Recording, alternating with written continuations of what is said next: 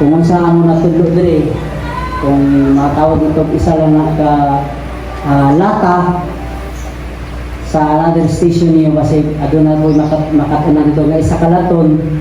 So another station adunay isa ka laton, so mahimo na siya isa ka dump truck inyong manage, no?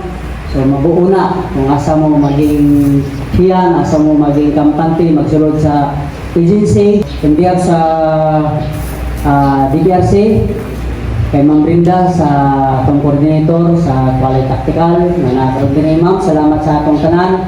Congratulations sa matagusa, no?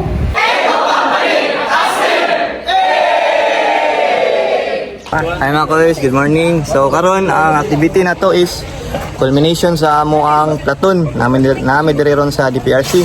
Ang activity na mo ron this morning is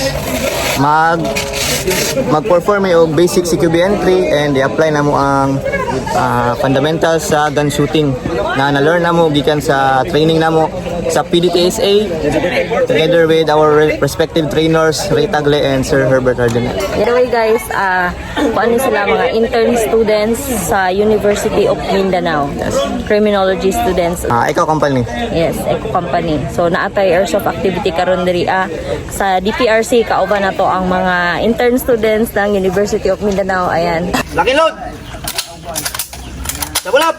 Ready, move! Boy, nice. Put up front! In! Run!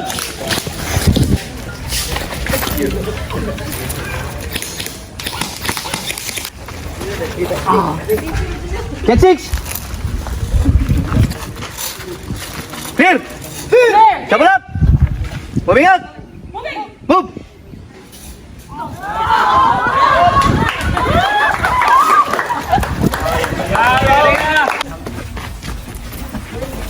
Count up! 4, 2, 3, 4, 5!